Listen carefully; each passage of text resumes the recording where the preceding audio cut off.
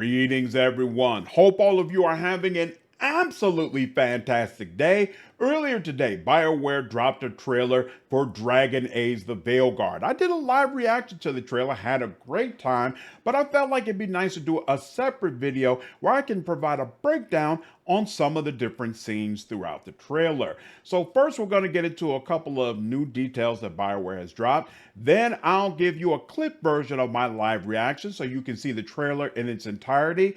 And then last, I'll give you my reaction where I break down all of the different scenes and provide my perspective as someone who has played through the entire series. So first and foremost, Bioware has confirmed the game will release on October 31st. That is rather unfortunate for those of us who have kids and have to take the kids trick-or-treating, but Halloween is a perfect time to get into some more Dragon Age, so we will figure it out. Now, there's two different versions of this game, the standard edition and there's a deluxe edition. The deluxe edition adds some additional appearance options for both your weapon and your armor, and some appearance options for your party members, but it's all cosmetic. So none of it has to do with quest or reactivity or some core aspects of the game. There are also a couple of appearance options that are added if you decide to pre-order the game.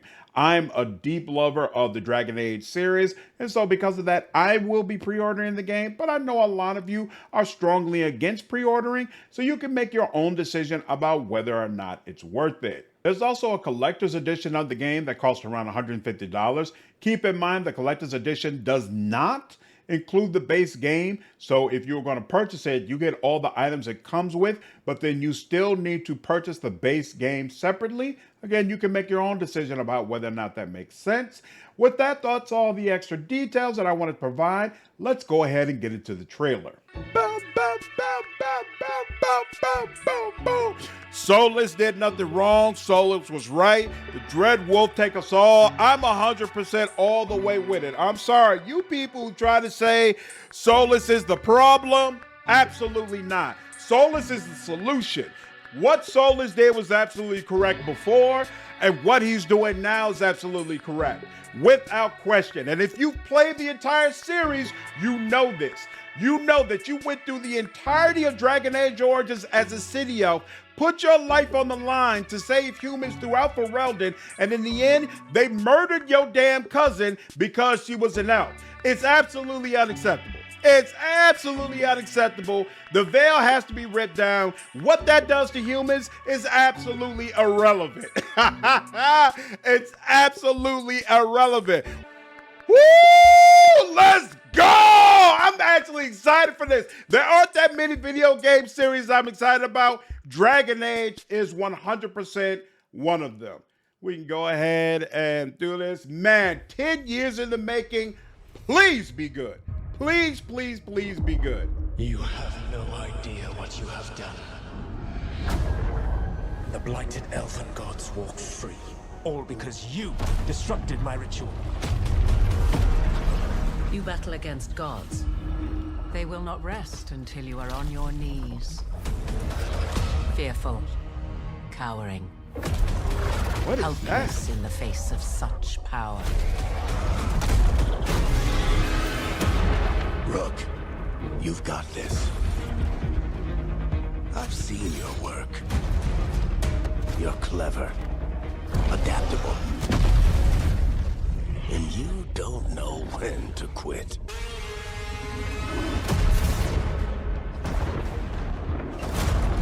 You want allies to go after the gods? I've got places to look. Where do we start? I'll be damned. A griffin. In war, victory. Oh, snap. I'm ready. I've never seen this before. There's something kind of exciting about it.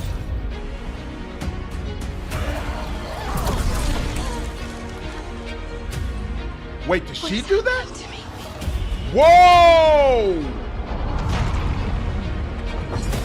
Let the Fade draw close. Draw the dragon out into the open. Then attack. You and me, Rook. Maybe that's what scares me. These are the times in which legends are born or slain. Whoa! Come on! Our gods are back. Our gods. How do we stand against that? I believe in all of us. So let's get it done.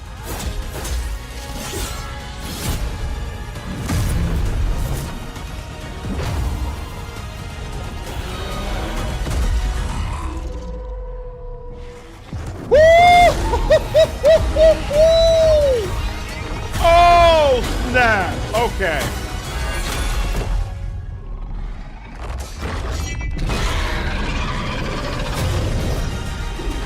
All right, so now that we've walked through some of the general details and you've seen the trailer, let's go ahead and get into the breakdown.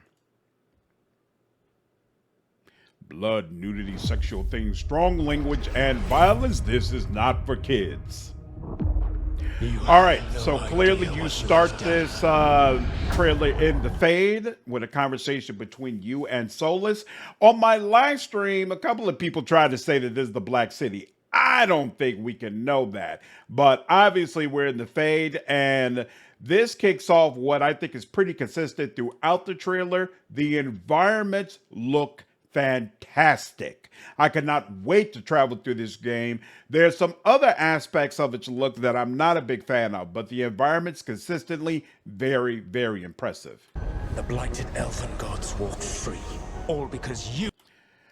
There's one of the issues that I don't like about this trailer is that many of the faces, I believe, look almost Play-Doh-y. They don't look right. Solus is the one exception. In my opinion, Solus looks 100% on point. He looks absolutely fantastic. I'm so happy with how they delivered him here.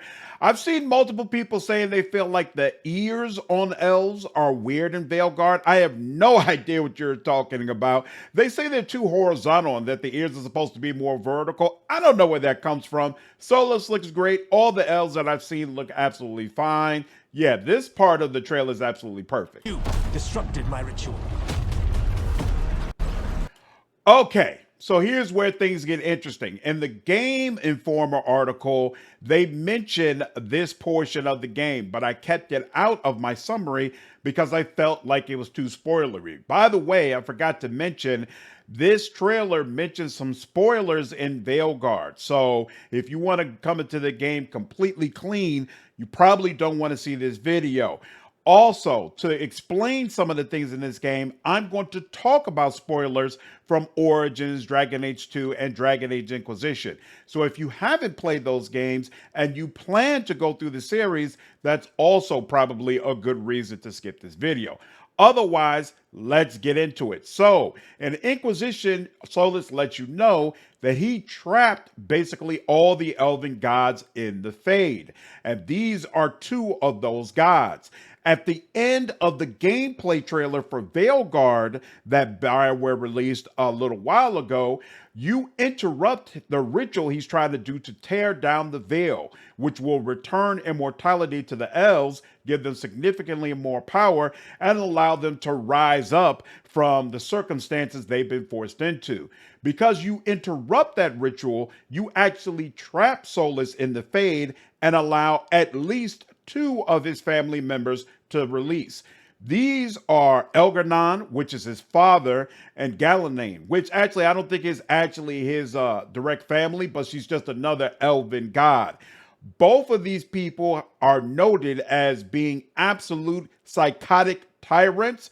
Elgar'nan in particular is the god of fatherhood, but he's also the god of vengeance and was known for having an absolutely crazy temper where he'd get angry and just massacre a bunch of people. So both of these creatures, very, very bad news. You battle against gods. Once again, I think this is probably, Teventer. The environment looks amazing. Cannot wait to walk around this game. They will not rest until you are on your knees. Okay, so the camera doesn't pan high enough for us to see directly who this is, but we can see the tentacles, and it's a more slender, looks like probably feminine form. We can take a guess that this is probably one of the elven gods. So I'm gonna take a guess and say it's Galanane. Fearful. I'm not completely sure what this is supposed to be, but in my opinion, you all might disagree with me. You can let me know down in the comments. In my opinion, it looks like the beginnings of the brood mothers that we've seen in previous games. So the Darkspawn will capture women, and then they will capture other people, murder them, and use those bodies to create brood mothers that I believe help to produce even more Darkspawn. So I think when I look at this, this is a captured woman, and these corpses are the beginning of turning her into a brood mother. And it is confirmed in the Game Informer article that when the elven gods come through the veil, they bring the blight with them. So the Arlathan forest is being blighted over. It's drawing in a ton of Darkspawn, and that's a big reason why the Grey Wardens would be so interested in what's happening during these events. Cowering. Helpless. Okay, this is a very interesting scene. We can't be sure who, God dang it, I'm sorry, I'm not good at the whole, here we go. We can't be sure who these two figures are, but to me, it doesn't look like a friendly scene, right? This figure looks like the same tentacled individual we saw before, so I believe that's Galanane, and I'm gonna take a guess that this is Eldanon, right? Now, them being in conflict with each other would be very, very interesting. Because, like I mentioned before, Elganon is Solus's father. Mathal was his mother. And Solus mentions the event that really pushed him over the edge and made him decide, I need to lock my entire family up, was the murder of Mathal. Now, as I recall from the lore that Dragon Age Inquisition introduces, we know that at least some of the elven gods turned against Mathal. I don't believe we know for a fact that Elganon was one of them and that he actually participated in his wife's murder, or more probably the attempted murder of his wife. So it's completely possible that Galanane made that decision that, hey, we need to get Mathal up out of the way, and Elganon is not pleased about that at all. So they might be united in hating Solus and wanting to be free, but at the same time at odds with each other over how Mathal was treated, potentially. Or this could be a completely different scene, but that's the way I feel when I look at it. In the face of such power. So it definitely seems like Veilguard is going to follow in the tradition of Inquisition and give us a lot of different dragons in order to face. It's not clear if these are just regular dragons or if they're dragons that have been infected by elven gods who have escaped from the veil. More than likely, it's not just Elganon and Galanane that have broken through.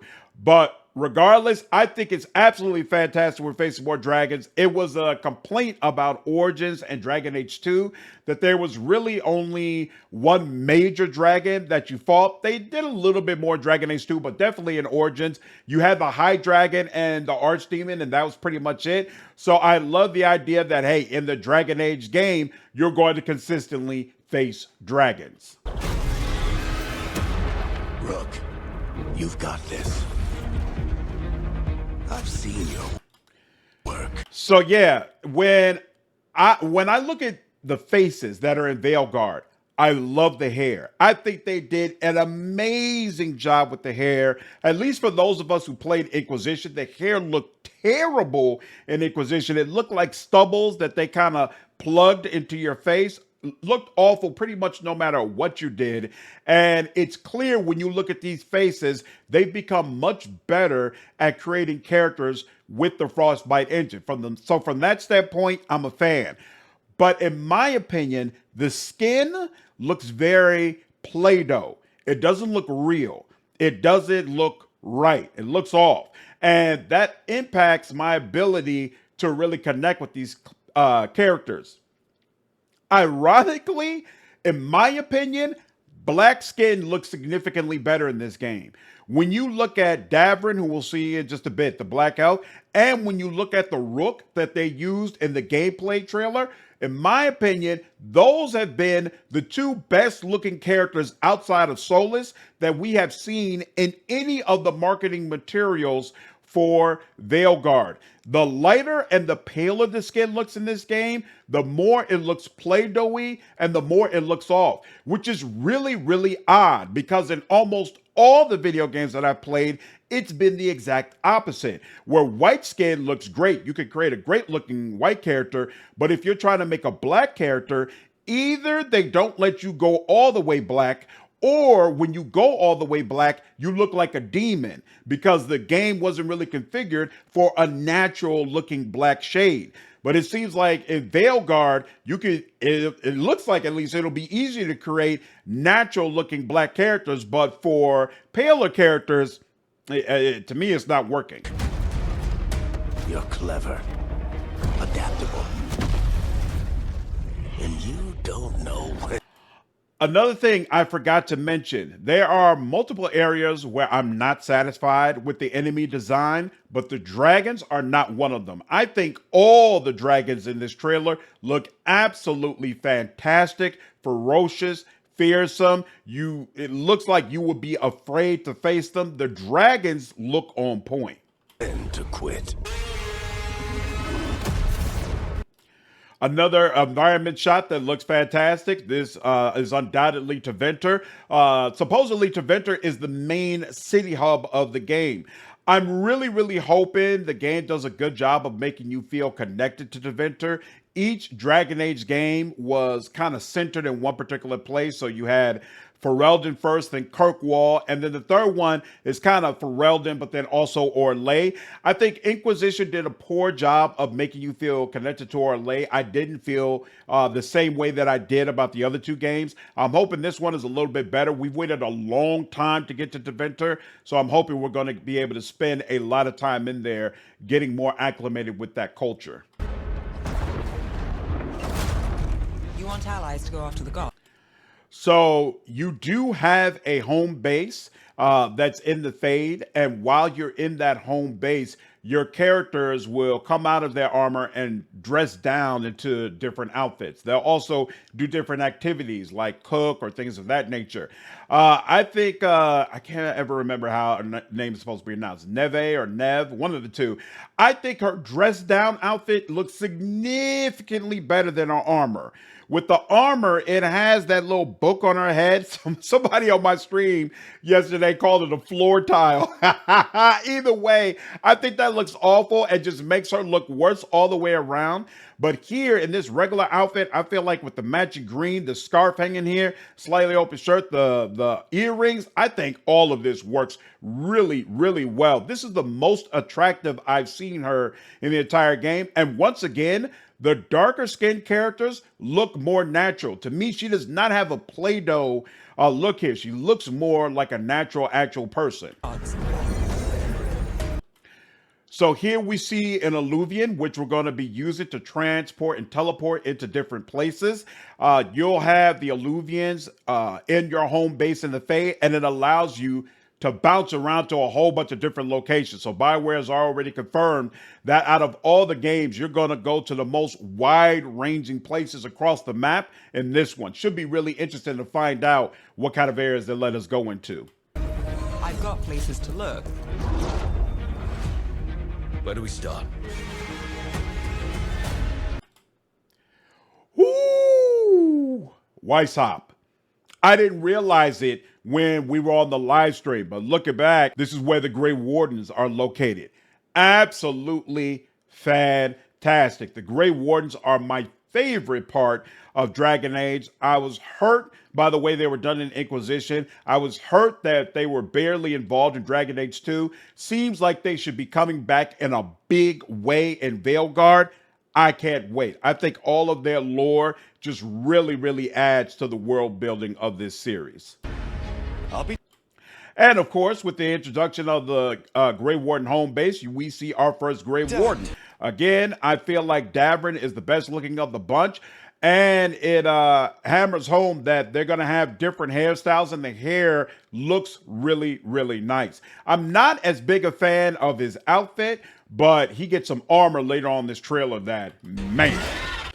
Oh, and he also, of course, has a griffin with him. Now, in the original marketing for the griffin, to me, it looked like a little small kid griffin, right? But here, and especially later on in the trailer, it looks like damn near an adult griffin, like something he could ride. We were talking about on live stream, and we're thinking that maybe as you level up, the griffin is going to get bigger and bigger. For those of you who weren't aware, historically in the Dragon Age series, the griffins have been extinct. So this is actually their introduction. In the last book that came out for Dragon Age, part of what they did is find a griffin egg. So it looks like they were able to get that egg to the Grey Wardens, and hopefully they're going to be able to start the race of griffins again. So most likely Davrin is the only one who has a griffin right now, and they're probably working on trying to figure out how they can spread it to more of the Grey Wardens. Just fantastic. Look at that armor. He's got the cape flowing, the gold shoulder plates, the emblem on the front. This armor looks fantastic. And honestly, multiple armors throughout this game look really, really good. I'm interested to see what are some of the designs that we're going to have access to. Obviously, we're running with a little girl here. I'm going to go out on a limb and say that this is a party member quest to save his family. Grey Wardens are supposed to cut off all contact with people they knew in their previous life. And so he's probably stepping out a little bit and trying to help his family, realizing that a blight is being released and the Darkspawn are rising again. For victory. So here's one of the shots that I was talking about where the griffin, it could be the angle, but to me, the griffin just looks way bigger. It looks like a creature that Davrin can actually get on the back of. And just in general, having a griffin around that can attack our enemies sounds really, really cool to me. So I'm definitely going to have him as a mainstay in my party. Ooh. This area is completely underwater. Where it is, I have no clue, but you can tell by some of the glinting shadows here. That's clearly from the water, and over to the left are creatures that are swimming. So to my memory, we've never had an underwater mission in Dragon Age before. So giving us something new, that's really cool. I'm ready. Yet another one of our party members. His wings look sick to me. And I love the idea of having a mage hunter in our party while we're roaming around in Tevinter.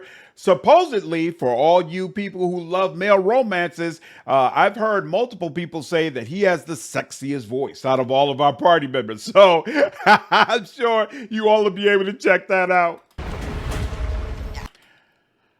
Could be wrong, but when I look at this, I think of the Golden City. Obviously, it's out in the Fade, and it would be in the past, right, before it got blighted. But this gives me Golden City vibes. Hopefully, we get more information about what actually happened in the Golden City, why it got cursed. If you remember in Dragon Age 2, Corypheus said the darkness was already there when the Magistrates got there, which kind of flies in the face of what the Chantry has always said, that the Magistrates were the ones who blighted that city. So I'm really hoping we get more information about everything that happened there. I've never seen this before. There's something. So to unlock our hub, we have to have her unlock a device. I'm pretty sure it's this one. And once we unlock this device, we're actually going to get access to a person who's in the Fade and helps us with crafting. Sandal, hopefully, we'll see. Kind of exciting about it.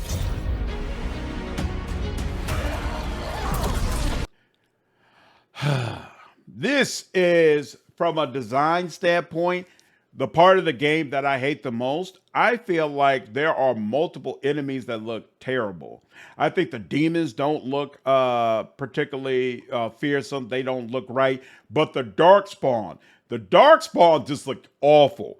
And it really doesn't matter which type of Darkspawn. There's a Kunari version of it later on that looks just as goofy. Now, to be honest with you, I don't hold that against this current Bioware team because if we're going to look at things honestly, the Darkspawn have looked steadily worse with each entry in the series. They look their absolute best and most fearsome in Origins. And then with each game, they got less terrifying and they looked worse. But this is especially goofy. On the live stream, a couple of people were saying they look like Husk from Mass Effect, which I think is on point. They look like poorly done Husk. And it's like, why? Why is it that they look so poor? It's going to be, if everything else with the game is great, then this isn't going to matter as much. But if there are other things about the game that are poor, and on top of that, the enemies are poorly visually designed, that's going to get old really, really quick. All right. So here we see Harding doing magic. For those who are not aware, in the Dragon Age lore, dwarves are not capable of magic. Supposedly, there were some hints that Dragon Age was going down this road in the Descent DLC for Inquisition. I played that, but I did it 10 years ago. I don't remember it at all. So I don't remember what the connections are supposed to be.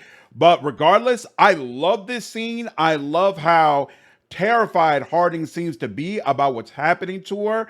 The stone magic, interesting enough, is very similar to what Solus appears to be capable of towards the end of the Trespasser DLC. So yeah, lots to unpack here. I'm really hoping that it's not just Harding is special. I hope that this is a precursor for all of the dwarves all of a sudden having access to magic, which would be amazing. What is happening to me? Once again, the environments look fantastic. I know I've said that multiple times, but it's been true multiple times. This is, without a doubt, Navarra, the necropolis. Cassandra spoke about this some in Dragon Age Inquisition, but of course, she wasn't a necromancer. We're going to have a party member who's a necromancer this time, so he should be able to tell us a lot more about what they do to care for the dead. And of course, there's our party member, Emmerich. I've heard a lot of people complaining about him, saying that he basically looks like a Disney villain. And to be honest, I don't disagree with that, but it doesn't bother me. I like variety in my party members. So yeah, there are some party members who look like they would fit right in with Dragon Age Origins. There are some party members who seem like just a little bit off of that. And then we got guys like him who are completely off the deep end and look very much so different from anything we've seen in the series before. He's also much older than any party member that we get in Dragon Age. And frankly, I think any party member that we get, period. But I like all that. It's variety. They're trying to give us something completely different, which is what each Dragon Age entry has tried to do. I'm really looking forward to finding out more about him.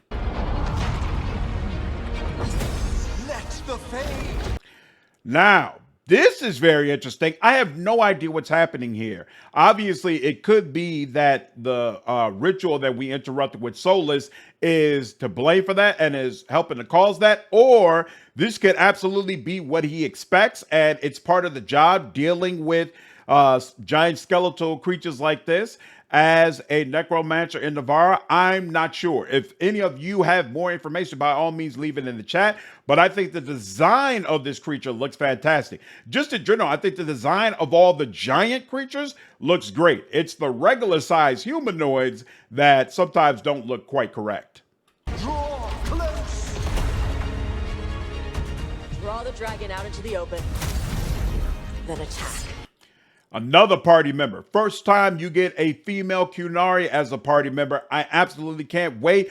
I think she looks fantastic. She has the same Play-Doh face issue that many of the other characters have, but everything else on her, all of the jewelry, the blue scales, the suspenders with the gold hanging off of them, the broken off horn that is now a crystal horn with the gold around it. I think all of that looks just great. I'm really curious to find out, is she actually Kunari or is she Tal Vashaw? What is she going to tell us about the culture? Can't wait. Really, really interested in it. You and me, Rook. Maybe. So, our first look at a romance scene. I love the red lighting. I know I've heard a lot of people say that they feel like these characters are unattractive, and again, I feel like that pudgy, that Play-Doh look is part of the issue. But I'm hoping that when we get into the actual game and you're able to talk to the characters more, they'll become more attractive over time. And again, I feel like part of her issue was the armor isn't doing her any favors. The dressed out clothes look great, and I think this scene, from what we see at least of it, it works. See, that's what scares me. These are the times. The absolute legend. You've actually heard her voice multiple times in this video, and by now you probably already know that she's evolved. Claudia Black is back as Morgan. Of course, this means that we could get more information about the God Baby, which would be fantastic. I'll be honest, not a big fan of the getup. It doesn't seem consistent with what I know her character to be. But then again, it's been a long time since we've seen her. So it would make sense that she's significantly changed. In fact, one person mentioned instead of the daughter of the wild, she's now the mother of the wild. And in fact, to be honest with you, the whole thing looks like she could be becoming more like Flemeth. Also, the headdress gives strong Mythal vibes, and depending on how you ended Inquisition, she might have drunk from the well of Mythal, which could have pretty serious implications. It's my opinion that Mythal is not dead. Of course, we have that scene at the end of Inquisition with Solus devouring her soul, but you got to keep in mind, she has broken her body and her soul up into multiple places. So she could have absolutely had a contingency plan. To me, it doesn't make sense to have this whole Well of Mythal storyline and to have that interaction with Flemeth only for her to die without Morgan even getting a chance to interact or be a part of that. So I can't see that happening at all. My absolute expectation is that Flemeth is back, Mythal is back, and Morgan is going to be a big part of how they return. This will also bring up questions about the old God Baby. Multiple people in my chat wanted Rook to be the old God Baby, but of course that cannot happen because there are many players who probably never created an old God Baby, and so it wouldn't make sense to force that to be a canon decision. Or maybe that's what Bioware has done. We'll see. Times in which legends are born or slain.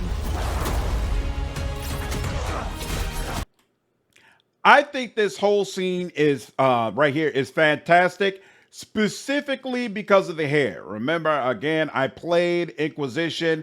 The hair was absolutely terrible in that game. And in this one, they've clearly done a lot of work to fix the hair. Look at the way his hair is bouncing around as he's doing that. I think that looks great. I think that looks really, really cool, and hopefully that holds up when we're playing the actual game. We'll see.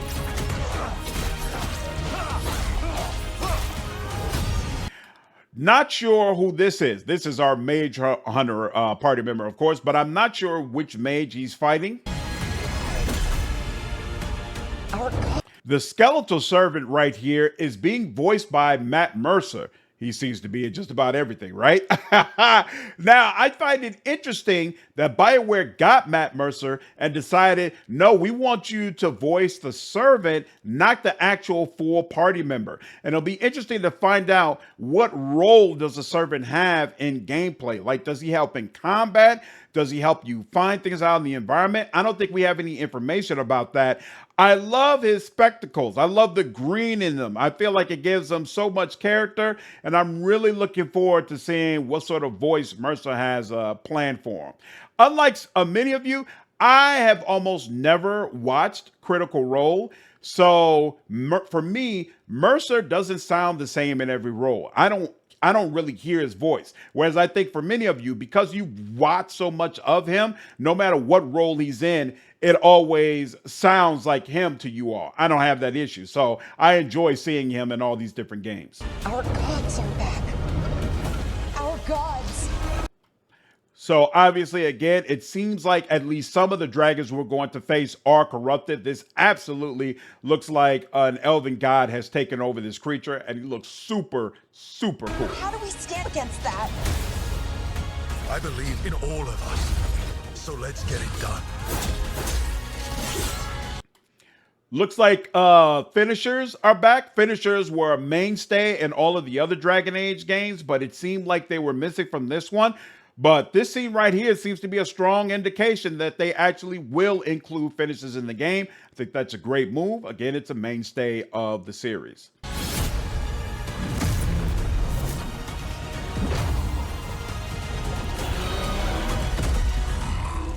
Woo! And of course, you see the multiple eyes there, and that lets you know this is Solus, more than likely fighting one of the elder gods in the Fade. Now, the thing I think is interesting to note here is when you compare the bodies, to me, Solus looks significantly smaller than the god he's fighting.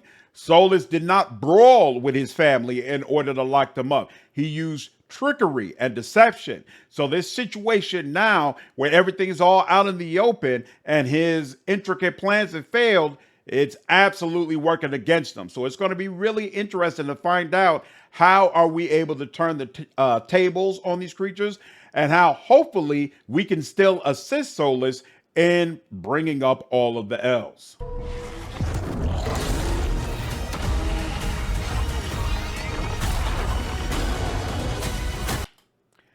First time seeing sword and board combat. One of the things I've really enjoyed about the Dragon Age series, unlike most other games, is that they put a lot of effort into making it fun to play as a character who wields a shield. In just about all of the games, there are a lot of interesting, fun things you could do, and you can still do a ton of damage even if you're not a two-handed warrior. And I really hope that continues here in Veilguard.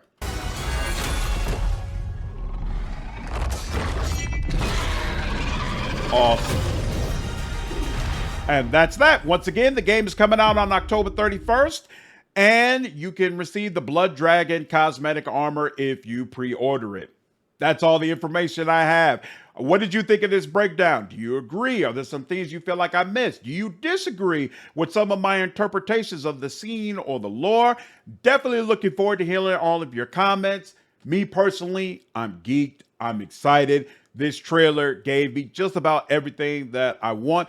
Is the game going to be up to the same level of quality that Inquisition, Dragon Age 2, and Origins was? Maybe not, but I do feel like at least I'm going to get a good time. And that's really all that I ask from any game that I'm playing. Just give me a good time. Let me play around for 100 hours and just enjoy the experience. If it's not a classic, if I don't end up playing it 7 or 8 times, that's okay. But just give me one good playthrough. And I do feel confident that I will get one good playthrough out of Veilguard. Looking forward to hearing your feedback. And as always, I hope you enjoyed this video. Take care.